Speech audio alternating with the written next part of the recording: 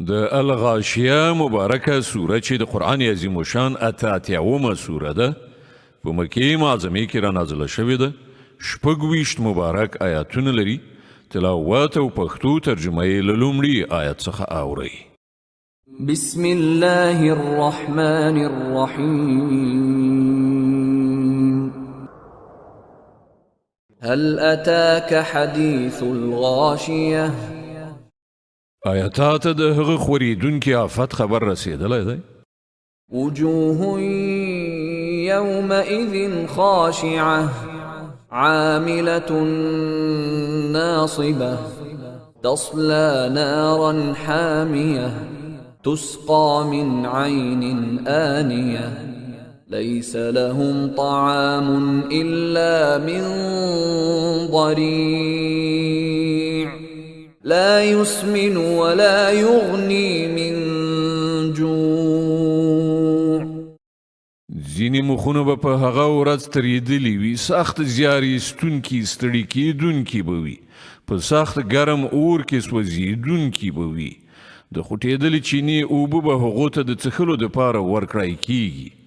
د اغزو وچو وښونه به پرته بل هیڅ ډول خواړه د هغو دپاره نه وي چې نه به پرې چاغیږي او نه به یې لوږه پرېسته کیږي. وجوه يومئذ ناعمة لسعيها راضية في جنة عالية لا تسمع فيها لاغية. ځینې مخونه به په هغه ورځ کې اراز وي، په خپلو کړو به خوشحاله وي، په لوړ مقامه جنت کې به وي، هیڅ کومه چټي او بې ځایه خبره به هلته وانه وري. فيها عين جارية په هغه کې به چینې بهیږي.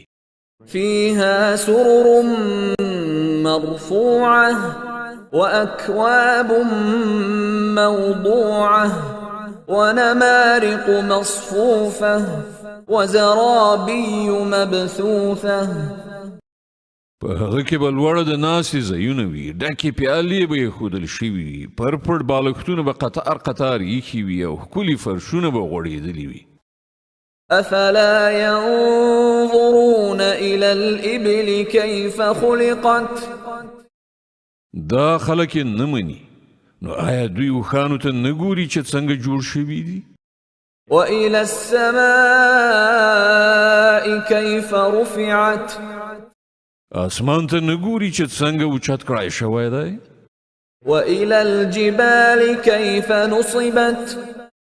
غرونو ته نه ګوري چې څنګه خاښ درول شوي دي؟ وإلى الأرض كيف سطحت؟ او ځمکې ته نه ګوري چې څنګه غوړول شوې ده؟ فذكر إنما أنت مذكر لست عليهم بمسيطر إلا من تولى وكفر فيعذبه الله العذاب الأكبر.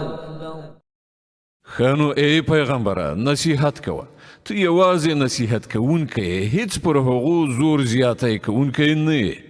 البته که څوک مخ واړوي او انکار وکړي نو الله به هغه ته درنه سزا ورکړي.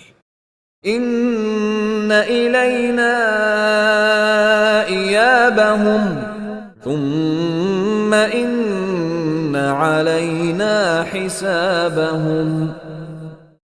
بېشکه د دې خلکو راګرځېدل همدا زموږ لوري ته دي، بیا د هغو حساب همدا زموږ کار دی.